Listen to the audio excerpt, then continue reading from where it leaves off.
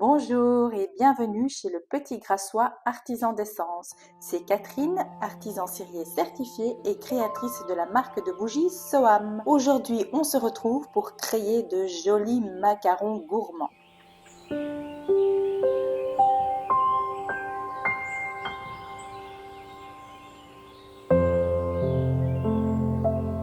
Pour cette réalisation, nous aurons besoin de notre moule en silicone rond. Il sera très pratique pour faire plusieurs coques de macarons. Ensuite, pour ce moule, je vais utiliser nos mèches SP60 conviendront parfaitement pour le diamètre.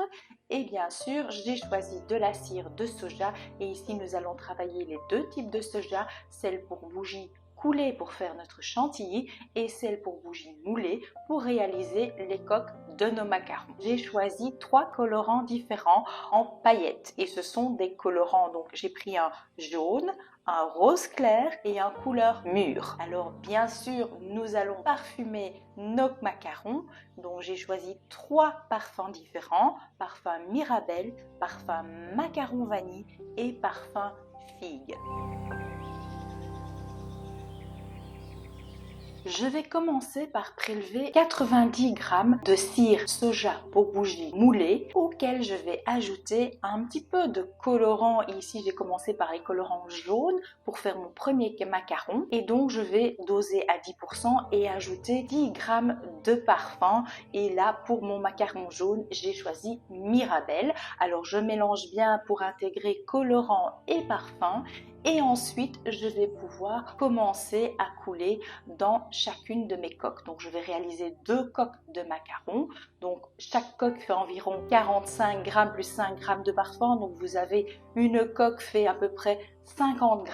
Voilà, donc vous remplissez bien vos coques pour faire 2 jolies coques de macarons. Vous allez jusqu'au bout. Je vais maintenant répéter l'opération pour faire mon macaron avec du colorant mûr. Donc, j'ai coloré ma cire, j'ai bien mélangé donc pour que mon colorant soit bien intégré. Et donc, je vous rappelle que pour cela, il faut une cire à une température de 75 degrés. J'intègre ensuite mon parfum, donc mon parfum figue que je vais mélanger, bien intégrer. Et ensuite, je vais pouvoir remplir de nouveau mes 2 coques de macarons. Je vais enfin terminer par mon dernier macaron. Je vais incorporer un peu de colorant rose. Ensuite, j'ajouterai mon parfum macaron vanille et je vais bien de nouveau mélanger le tout pour que ce soit bien homogène pour venir ensuite couler dans mes 2 dernières coques de macarons. Alors, vous attendez environ 15 minutes et puis vous allez venir insérer vos mèches SP60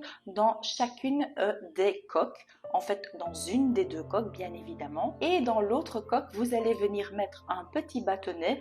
Donc, j'ai des petits bâtonnets qui sont des petits bâtonnets de Capilla.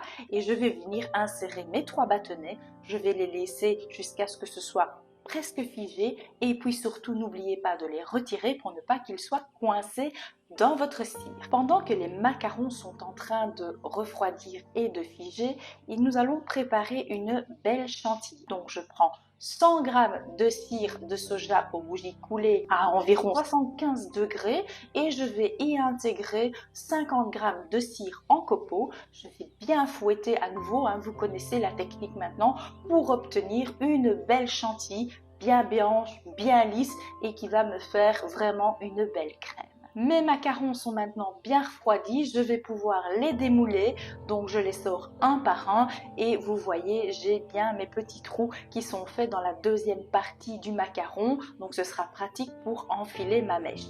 Donc je vais pouvoir maintenant prendre ma chantilly et je vais la mettre dans une poche bien sûr.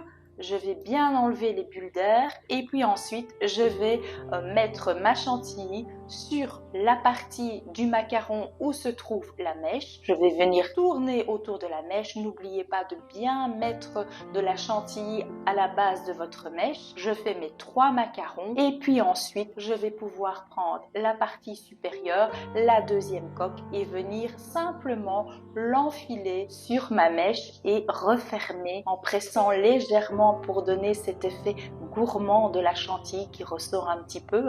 Et donc je fais bien mes 3 macarons. Et pour terminer, parce que je trouve que c'est joli, eh bien je vais enrouler mes mèches autour d'un bâtonnet pour donner un joli effet de présentation. Et voilà, cette réalisation est terminée. Vous avez réalisé 3 jolis macarons gourmands. Ça donne vraiment envie, ça sent super bon. Et donc voilà, je vous souhaite une belle journée et je vous dis à très vite pour un nouveau tuto.